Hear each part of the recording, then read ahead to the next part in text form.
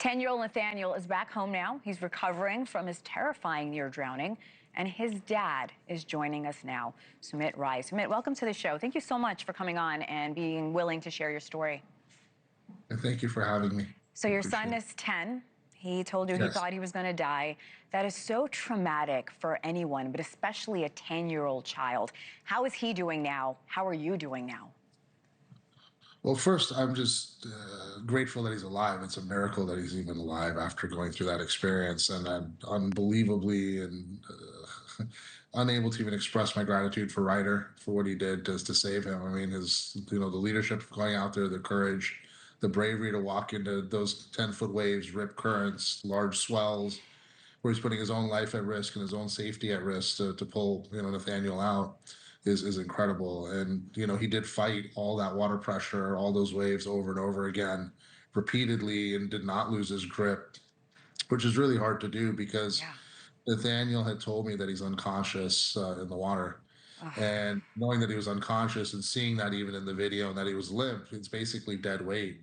And he's about 100 pounds. So he had to hold and carry about 100 pounds through all that current and bring him back to shore. So unbelievably and forever grateful to him. I'm clearly his biggest fan.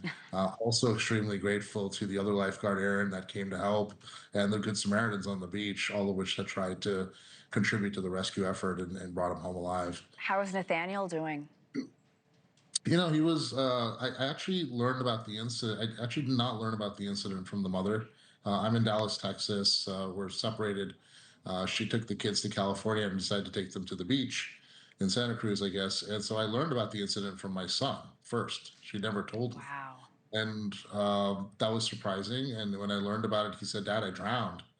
And I was unconscious. And, at that point, he didn't, you can't see anyone. You've lost consciousness. You essentially assume that you're going to die. And you're not going to survive that. And so when he got pulled out, he regained consciousness, which is great. My understanding is my understanding is he wasn't breathing. And then when he did arrive at shore, paramedics were there, emergency medical services, I understand, ambulances, medics. I've spoken to some people that was at the beach, eyewitnesses, and they actually told me that when he was there and the medics first arrived to evaluate my son, the mother wasn't even there, which is stunning to me. How has Nathaniel spoken to Ryder? They have not. I've been trying to contact Ryder. I have a couple different people that are reaching out to him right now. I would love to chat with him and his family and express my gratitude and thankfulness and gratefulness to him directly. Nathaniel would like to do the same.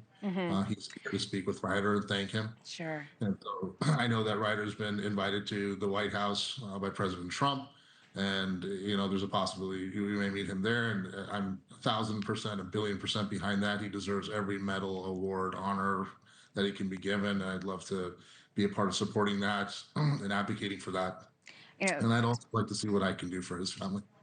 Every time I watch this video, this ending could have been different. I'm so glad your son is okay. Thank you for coming on. And yes, we are all grateful to Ryder. What a heroic young man.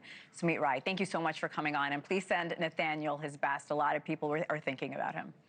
Thank you so much. Thank you for watching. Subscribe below and download our NewsNation app right now on your phone, and you will get fact-based, unbiased news for all Americans.